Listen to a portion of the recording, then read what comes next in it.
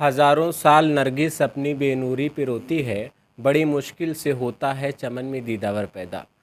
آداب السلام ناظرین، میں عمیر اعظمی آپ تمام لوگوں کا خیر مقدم کرتا ہوں۔ اس وقت میں موجود ہوں ابوظہبی میں۔ آج ہمارے ساتھ موجود ہیں خاص بات چیت کرنے کے لیے مولانا شفیق قاسمی صاحب۔ آپ کو بتا دیں ان کا تعلق اعظم گڑھ کے کٹولی گاؤں سے ہے۔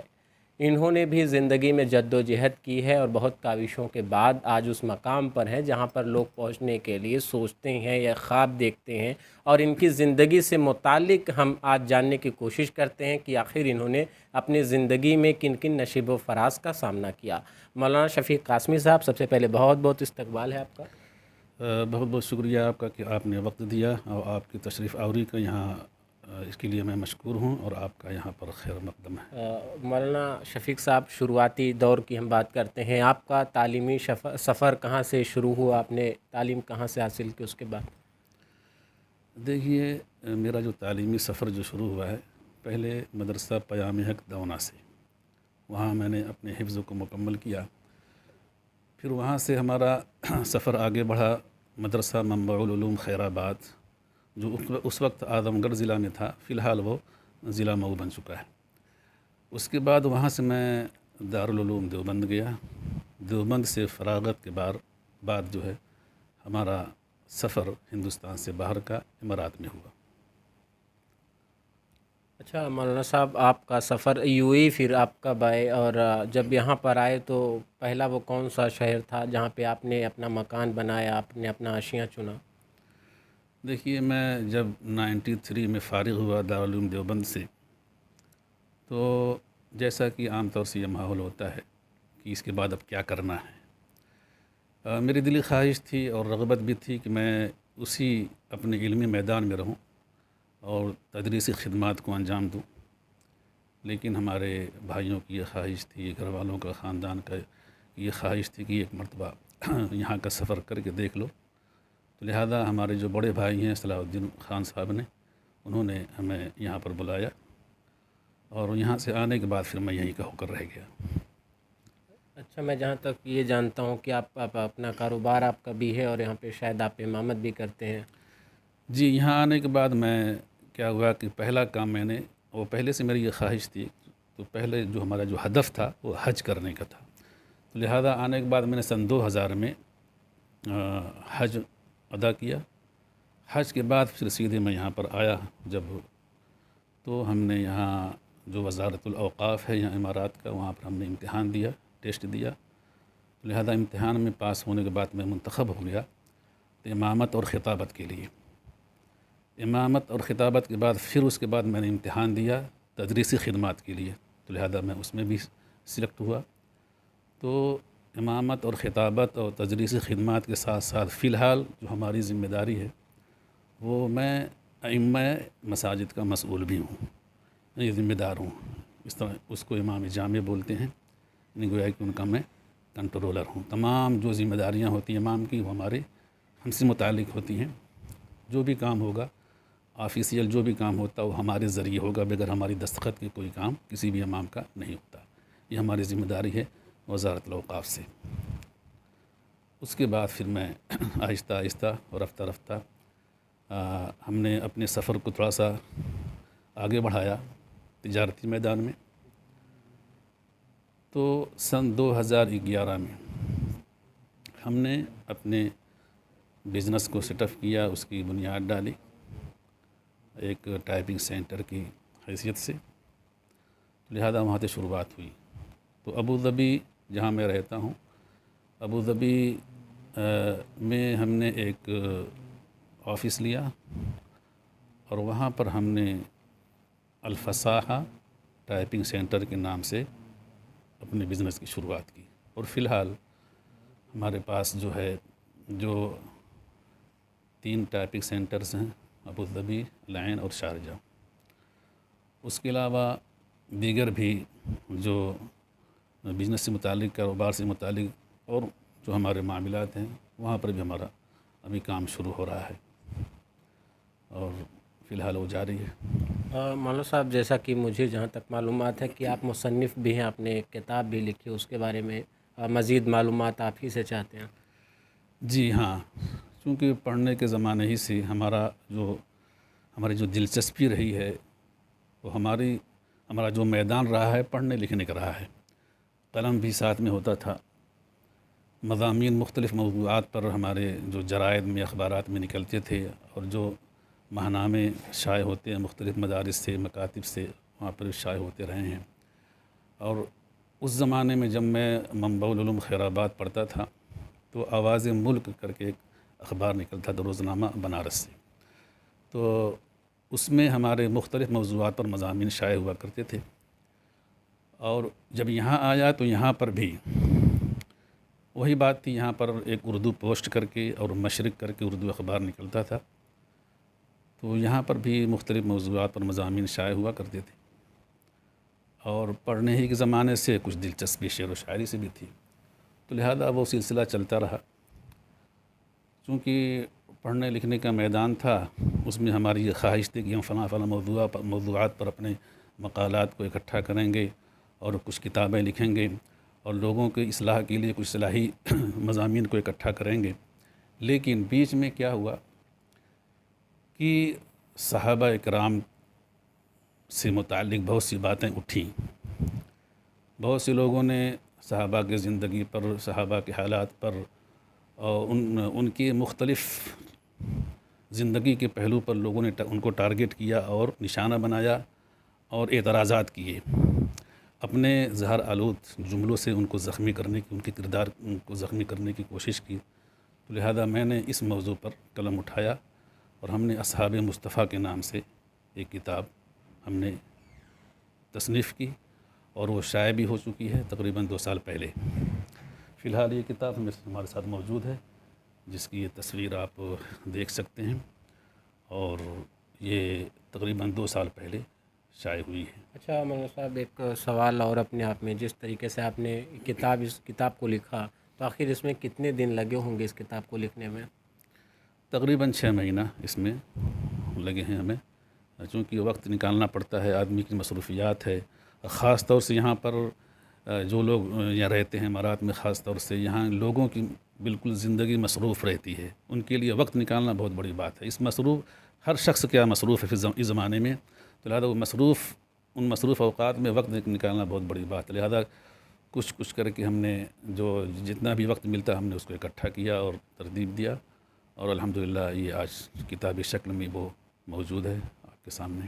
مولانا صاحب، ایک سوال اور اپنے آپ میں، جیسا کہ آپ نے بہت ہی کاوشوں کے بعد، جد و جہد کے بعد آپ اس مقام پر پہنچے، اور آپ ایک کتاب کے مصنف بھی ہیں، اور جیسا کہ آپ نے بتایا کہ آپ دبئی جب آپ آئے تو آپ کا انتخاب ہوا، یہاں آپ امام ہوئے، تو گھر والوں کے تاثرات کیا رہتے ہیں، والدین کے تاثرات کیا رہتے ہیں کہ ایک کتاب کو لے کر کے، اور آپ کا جب انتخاب ہوا، آج ایک کامیاب ہیں آپ یہاں UAE میں، آپ کا نام یہاں بھی اور ملک کے ساتھ ساتھ یہاں سے ملک میں بھی لوگ آپ کو جانتے ہیں اور پہچانتے ہیں، آپ کی شخصیت سے وابستہ ہیں، تو کیا تاثرات ہیں لوگوں؟ دیکھیے، ایک بات میں بتا دوں، یہ جو ہماری کتاب اصحاب مصطفیٰ، اس سے پہلے ایک دوسری کتاب بھی تھی میں نے لکھی تھی اسلامی مساوات کے نام سے، جی.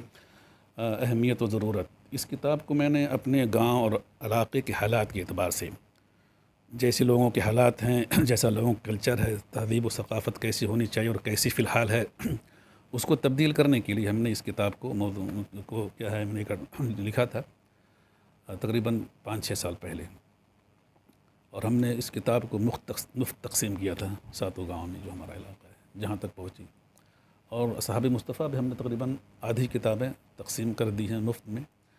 اور جب کتاب میں نے لکھا تو ہمارے گھر والوں کو بہت خوشی ہوئی. دیکھیے، ہمارا جو تعلیمی سفر شروع ہوا تو ہمارے پورے گھر والوں کا مکمل سپورٹ تھا، بلکہ خاندان نہیں بلکہ پورے گاؤں والوں کا سپورٹ تھا. لوگوں کو بہت خوشی تھی. جب میں پڑھ رہا تھا تو ہمارے گاؤں میں کوئی عالم نہیں تھا. ایک طرح سے دیکھا جائے کہ میں پہلا وہ شخص تھا جو ایک اپنے گاؤں میں ہم نے جو عالمیت کا کورس مکمل کیا تھا، وہ میں پہلا شخص تھا. لوگوں کو بہت خوشی ہوئی تھی.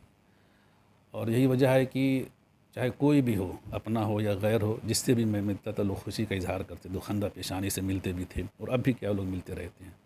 لہذا ہم تمام اپنے ان خیر خواہوں کا شکر گزار ہوں جنہوں نے ہمیں سپورٹ کیا اور ہمارے حوصلے کو بڑھایا. ہم نے اپنے تعلیمی سفر کو مکمل کیا. بہت ہی ہمیں خوشی ہوئی ہے، جن کا ان کا شکریہ ادا کیا جائے کم ہے. ہمارا انگ انگ، ہمارا ہر حصہ رہین منت ہے، مرہون منت ہے ان لوگوں کے لیے جنہوں نے کسی بھی اعتبار سے ہمارا تعاون کیا، سپورٹ کیا. تو بہت ہی یہ ہمیں خوشی اب بھی ہو رہی، میں ان کے لیے اب بھی دعائیں دیتا ہوں. اچھا، لیکن مولانا صاحب ایک اور سوال یہاں پہ اٹھتا ہے کہ آپ نے یہاں تک کا جو سفر کیا ہے وہ چونکہ اتنا ہموار راستہ تھا نہیں منزل کا، تو آپ نے بہت ساری مشکلات بھی راستے میں آئی ہوں گی، بہت سارے نشیب و فراز بھی آئے ہوں گے. تو ہم یہ جاننا چاہ رہے ہیں کہ آخر مشکلات جب آئیں اور وہ کون کون سی مشکلات تھیں، اور اس وقت آپ کیا سوچتے تھے اپنے کیریئر کے بارے میں اور اپنے مستقبل کے بارے میں؟ یہ صحیح بات ہے، جب بھی کوئی شخص کسی نئے کام کو شروع کرتا ہے، کسی چیز کو حاصل کرنے کے لیے کوشش کرتا ہے تو نشیب و فراز سے گزرنا پڑتا ہے. لیکن رنگ لاتی ہے حنا پتھر پہ گھس جانے کے بعد، تو پتھر پہ ہر شخص گھستا ہے. میں بھی اسی سے گزرا ہوں. پریشانیاں شروع میں ہوئی ہیں اور اسی میں کچھ لوگوں نے ہمارا سپورٹ بھی کیا، تعاون بھی کیا، حوصلہ بھی بڑھایا. ہمارے بھائیوں کا کافی سپورٹ رہا ہے، کافی حوصلہ افزا کلمات کہتے تھے، ہمت بالکل بڑھاتے تھے. ہمارے خاندان بلکہ پورا اس کے پیچھے رہا ہے، حوصلہ افزا کلمات کہتے تھے. تو پریشانیوں کے بعد جب میں اپنی خاص طور سے، چونکہ میں ہماری جو لائن تھی، علمی لائن تھی، میں اسی لائن میں جب میں سلیکٹ ہو گیا، منتخب ہوا، تو لوگوں کو بہت خوشی ہوئی. چونکہ ہمارے یہاں اس امارات میں یہ جو ہماری فیلڈ ہے امامت کے اوقاف میں، اس وقت لوگ نہیں تھے. ایک دو تھے. عام طور سے لوگ ساؤتھ انڈیا، کیرلا کے لوگ یا پاکستان کے یا بنگلہ دیش کے لوگ اس لائن میں تھے، لیکن ہمارے یو پی سائڈ میں لوگ نہیں تھے. تو اس اعتبار سے جب میں منتخب ہوا تو لوگوں کو بہت خوشی ہوئی. لوگ مطلب ایک بہت بڑی چیز سمجھے کہ ہاں آپ کو یہ چیز ملی ہے، آپ اس لائق تھے. لوگوں نے کافی اہمیت دی. اور جب میں پہلی مرتبہ، یہ سمجھیں کہ جب میں پہلی مرتبہ جب یہاں سے نوکری کے بعد چھٹی پر گیا ہوں، تو تقریباً آدھا گاؤں مجھ سے ملنے آیا. اور میں دیکھا کافی لوگ تھے، مطلب خوشی کا اظہار کر رہے تھے. اور جب میں چھٹی گزار کے واپس آ رہا تھا تب بھی لوگ مجھے چھوڑنے کے لیے آئے. مطلب بالکل پورا گاؤں ہے، گھر میں عورتوں سے گھر بھرا ہوا تھا، لوگ سب چھوڑنے آئی تھی. تو لوگوں کو خوشی تھی، لوگ خوشی کا اظہار کر رہے تھے، لوگوں کی دعائیں بھی ساتھ تھیں. اور لوگوں نے حوصلہ شروع سے دیا تھا. اور آج بھی جب جاتے ہیں تو لوگ خندہ پیشانی سے ملتے ہیں اور ہر اعتبار سے استقبال کرتے ہیں. یہ چیزیں تھیں. تو مختلف مراحل سے دشوار گزار جو راستے ہیں ان سے گزرنا پڑا ہے. لیکن یہ ہوتا ہے کہ من جد وجد، جس نے بھی کوشش کی اس نے پا لیا. میں بھی اسی میں تھا. مولانا صاحب ایک اور بات ابھی آپ نے انٹرویو کے دوران بتائی کہ آپ کو شعر و شاعری سے بھی ذوق اور شوق تھا. تو آپ خود ایک عالم اور آپ ایک مصنف بھی ہیں، تو آپ کو شعر و شاعری سے کیسے ذوق اور شوق پیدا ہوا؟ دیکھیے، جب میں مدرسہ منبع العلوم خیر آباد میں تھا، چونکہ وہاں کا بہت بڑا اچھا ماحول تھا. ایک علمی جو طلباء میں آپس میں مسابقتی ماحول تھا. ہر طالب علم یہ چاہتا تھا کہ میں فرسٹ آ جاؤں، علمی اعتبار سے، ادبی اعتبار سے، ثقافتی اعتبار سے. اور جو بھی کتابیں ہوتی تھیں، ہر کتاب میں ہر طالب علم یہ کوشش کرتا تھا کہ میں آگے بڑھ جاؤں ایک دوسرے سے. لیکن اسی دوران چونکہ خارجی اوقات میں ہم لوگ کتابوں کا مطالعہ بھی کرتے تھے، تو ہم نے دیکھا کہ بہت سے بڑے بڑے علماء نے شعر و شاعری کی ہے. ہمارے سامنے تھے مولانا احمد صاحب پرتاپ گڑھی، اچھے بہترین شاعر تھے. مفتی محمود صاحب گنگوہی بہترین شاعر تھے. خود مولانا نانوتوی قاسمی جو دارالعلوم دیوبند کے بانی ہے، وہ خود شاعر تھے. اور ایسے ہی وہاں پر ہمارے ایک استاد تھے مولانا عثمان ساحر مبارک پوری، مجھے بہت مانتے بھی تھے. وہ بہت بڑے شاعر تھے. تو میں نے ان کی زیر نگرانی شعر و شاعری کو شروع کیا. پہلے تو ڈر تھا، خوف تھا. لیکن جب میں نے پہلا شعر لکھ کر نعت لکھی تھی، پہلے ان کو دکھائے، تو میں سمجھتا تھا کہ وہ ڈانٹیں گے، بولیں گے پڑھنے کے ٹائم تو مجھے کیا کر گئے. لیکن انہوں نے اصلاح کر کے مجھے دے دیا. پھر مجھے حوصلہ بڑھتا گیا. پھر میں ان کو لکھ کے دکھاتا رہا. یعنی اصلاح بھی کرتے ہاں، اصلاح کرتے تھے. یہاں تک کہ پھر میں وہاں سے دارالعلوم دیوبند گیا، وہاں سے بھی لکھ کر بھیجتا تھا، تب بھی کیا اصلاح کر کے وہ بھیجتے تھے. پھر وہاں جب دیوبند گیا تو اپنے اشعار کو میں، کیونکہ جب میں دیوبند تھا پڑھنے کے زمانے میں وہاں ایک ماہنامہ پاسبان نکلتا ہے جو طلباء دارالعلوم اعظم گڑھ کا، اس کا میں ایڈیٹر بھی تھا. ٹھیک ہے. تو اس میں مضامین بھی لکھتا تھا اور اپنے اشعار کو بھی لکھتا تھا. تو لوگ پسند کرتے تھے. اس سے حوصلہ بڑھتا گیا. اب بہت سے ساتھی ایسے جب دیکھے کہ میں شعر و شاعری کرتا تو مجھے خود وہ دکھانے لگے، مجھے بھی اور حوصلہ ملا. تو اس طرح کر کے میں وہ شعر و شاعری کرنے لگا. اور جب یہاں آیا، یہاں کچھ لوگوں کو معلوم ہوا، تو جب بھی کوئی پروگرام ہوتا مجھے بھی کیا ہے مدعو کرتے، تو میں یہاں بھی مختلف جو ادبی مشاعرہ ہوتا، جو صرف اہل ادب اہل علم ہوتے تھے، عوامی نہیں جیسا کہ ہم یہاں جی ہوتا جی، تو اس میں شرکت کرتا تھا، لوگ پسند بھی کرتے تھے۔ اس بات سے پھر وہ چلتا رہا، لیکن اب جو ہے مصروفیت اتنی بڑھ گئی ہے کہ اب وہ سب چیزیں نہیں ملتی ہیں، چھوٹی جی جی مولانا صاحب، آخری دور میں انٹرویو کے ہم یہ چاہتے ہیں کہ آپ نے جو اشعار لکھے ہیں اس میں سے کچھ اشعار ہمارے ناظرین کے لیے بھی سنائے دیں، کیونکہ یہ اپنے آپ میں ایک بڑا پہلو ہے کہ آپ ایک عالم بھی ہیں، اس کے ساتھ ساتھ آپ ایک شاعر بھی ہیں، یہ ناظرین یہ ایک بڑی بات ہوتی ہے۔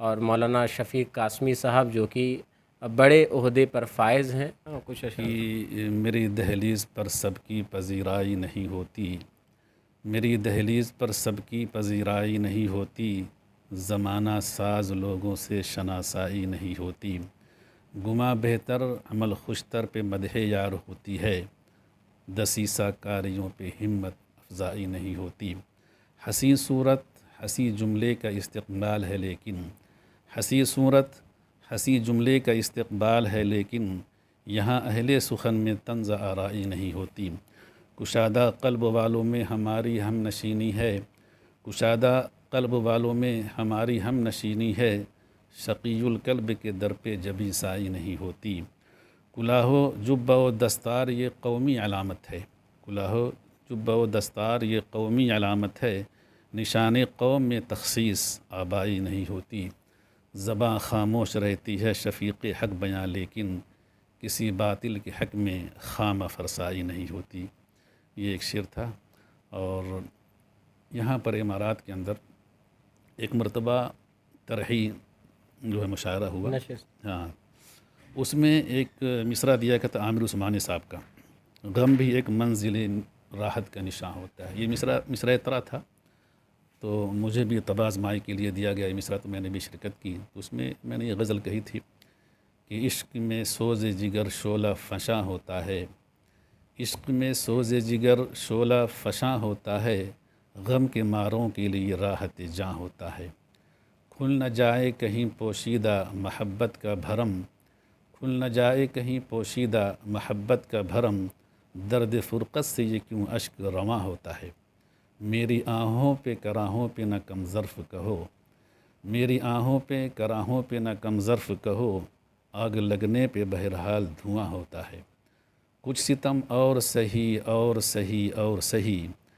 کچھ ستم اور سہی اور سہی اور سہی، جور پیہم سے جنوں اور جواں ہوتا ہے، باد عیش نہ اب تم سے نبھے گی میری، باد عیش نہ اب تم سے نبھے گی میری، مجھ کو کچھ ان کی محبت کا گما ہوتا ہے، نرگس و سنبل و ریحان چنبیلی چمپا، نرگس و سنبل و ریحان چنبیلی چمپا، ان کو دیکھیں تو ہمیں ان کا گما ہوتا ہے انہی سے تو چمنزار محبت کی بہار، کنج دل واقعی پھولوں کا مکاں ہوتا ہے، ان کے اصرار پہ یہ چند غزل کے اشعار، کیونکہ ہمارے ایک صاحب تھے، ان کا اصرار تھا کہ آپ اس پہ شرکت کیجیے، جی تو ان کے اصرار پہ یہ چند غزل کے اشعار، زلف و عارض کا کہاں ہم سے بیاں ہوتا ہے، کیا بات۔ کیونکہ ہماری لائن دوسری ہے، غزلوں پہ اتنا ہم نہیں کہتے، تو زلف و عارض کا کہاں ہم سے بیاں ہوتا ہے، اشک سوئی کے لیے آ گئے وہ بھی آخر، خوف رسوائی کا الفت میں کہاں ہوتا ہے، ہم تو یہ سوچ کے ہر چوٹ کو سہتے ہیں شفیق، غم بھی ایک منزل راحت کا نشاں ہوتا ہے۔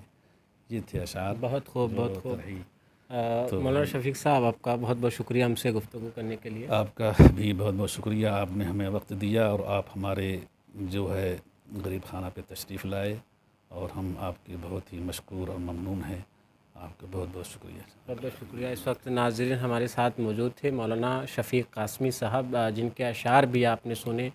یہی شاید وجہ ہے کہ دنیا میں جو بھی نقاد ہوتا ہے، ادیب ہوتا ہے، مصنف ہوتا ہے، جب مولانا شفیق قاسمی صاحب سے وہ ملاقات کرتا ہے تو ان کا ادب کرتا ہے، احترام کرتا ہے۔ یہ ان کی شخصیت ہے، علم و فن کا ایک مرکز ہے اپنے آپ میں مولانا شفیق صاحب۔ ان کی زندگی کے بارے میں ہم نے جانا، اور بہت سارے نشیب و فراز کا انہوں نے جو سامنا کیا، انہوں نے جو نشیب و فراز کا سامنا کیا، اس پر بھی ہم نے تفصیلی طور پر روشنی ڈالنے کی کوشش کی، اور ان کا تعلق اعظم گڑھ کے موضع کٹولی گاؤں سے ہے اور یہ UAE میں بڑے عہدے پر فائز ہے۔ اسی اور تمام خبروں کے لیے آپ بنے رہیے ہمارے ساتھ۔ کیمرہ مین معاذ احمد کے ساتھ عمیر اعظمی، ابوظہبی، UAE۔